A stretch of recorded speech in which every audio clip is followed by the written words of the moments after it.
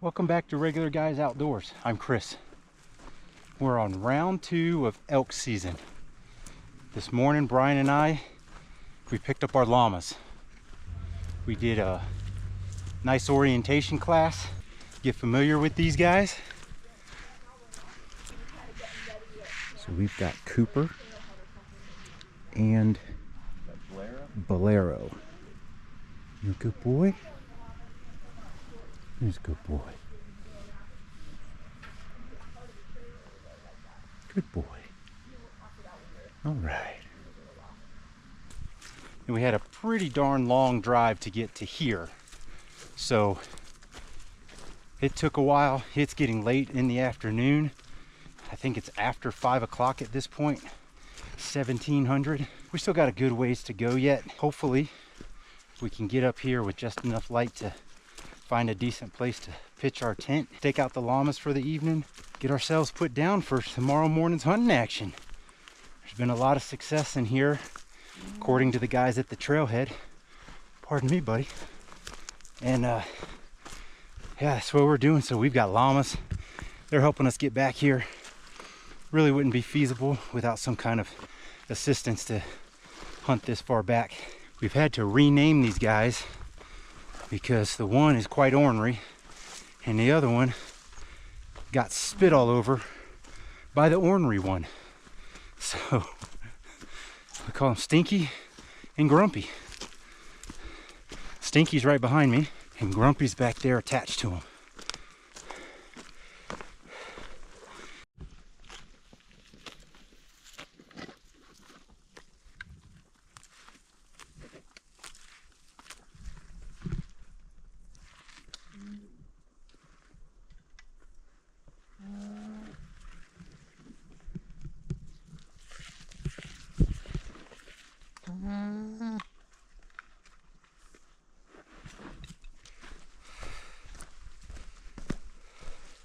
Brian has the misfortune of starting the trip sick.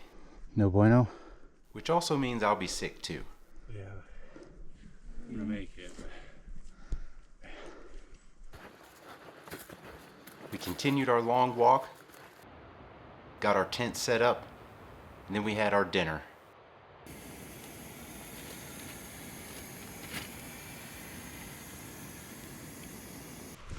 Well, good morning. It's our first morning here. We have spent the last hour just getting to this spot, which is about where we wanted to camp. We did not get here last night because nightfall got to us. So we didn't want to try to traverse all that junk in the dark with the llamas, trying to figure out a way around the deadfall. So we camped where we camped when we did our recon and then walked up in here.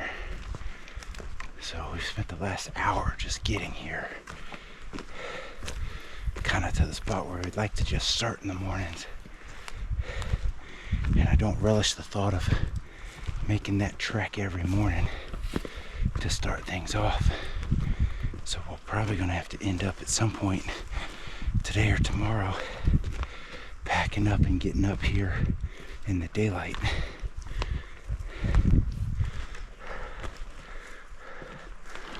Right now we got a couple boys from Louisiana out in front of us a little bit.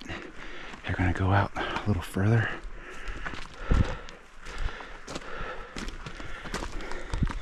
I tell you what, I don't know how how folks from sea level come up here and run around, because Brian and I live here, we train here, and it's still hard.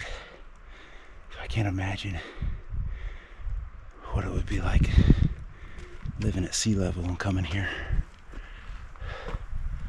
Oh, we got a lovely morning here. We're trying to get up there. That's our saddle up in here. And we got a sweet, graceful creek crossing.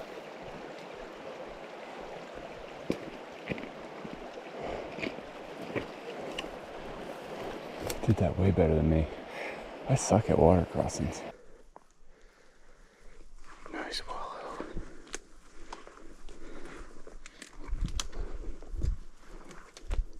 We basically got to retrace our steps through where we scouted.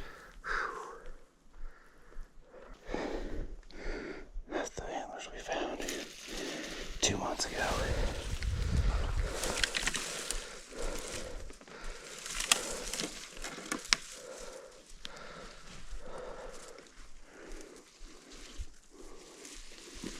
Then it's time for our first bugle of the trip.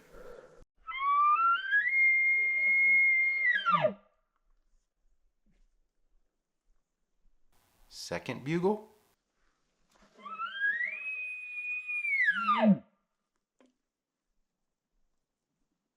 Third time's a charm.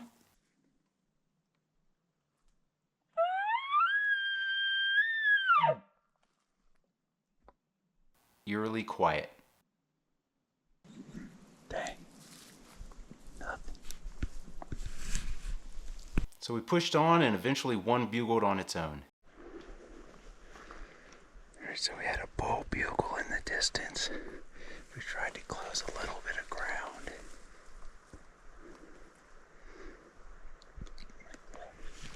That cliff line looks like it comes down. It probably creates a funnel right through there. I feel like we probably didn't close half the distance. We really didn't move that far.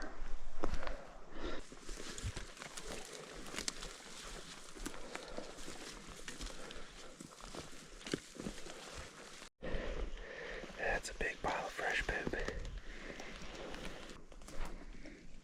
That elk hit these 2 trees like they owed him money.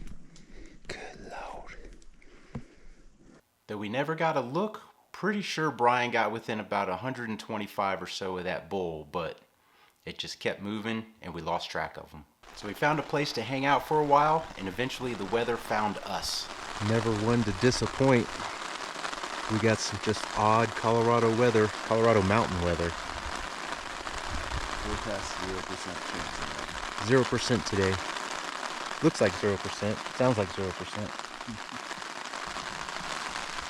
Then when early afternoon came, we decided to split up and try to increase our odds and go in opposite directions.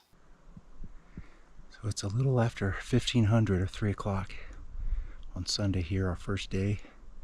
And Brian's going up, trying to get up on that thing. And the terrain I can see from here, I don't know about that. But I'm going to the water hole where, when we were making a bag meal, when we did our recon, 4 or 5 elk walked up on us, bulls. I feel like that's the spot somebody needs to be on Sunday night, our first night in. And so I guess that's me tonight. I just feel like it's a good spot. It's kind of a choke point, kind of a funnel. Alright, I've had a bull bugle twice, maybe 3 times, at a pretty good distance from the way I think they're coming. I've had a bull from behind me do some kind of a chuckle. Now I'm in a pickle. The wind is constantly changing.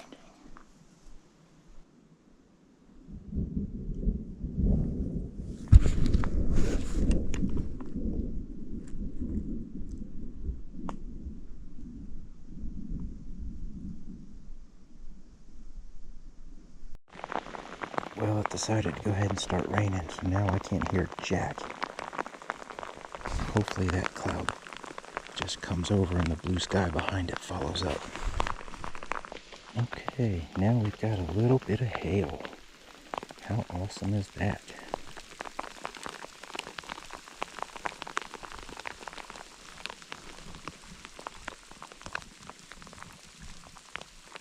I didn't see or hear anything the rest of that evening. That rain just shut everything I had going on off. But the ones that were bugling behind me were actually right by Brian. He was much more in it than I was. So Chris and I separated. He was gonna go up to this rock behind me, that top of that mountain, and that elk started bugling below me. They had an elk about 75 yards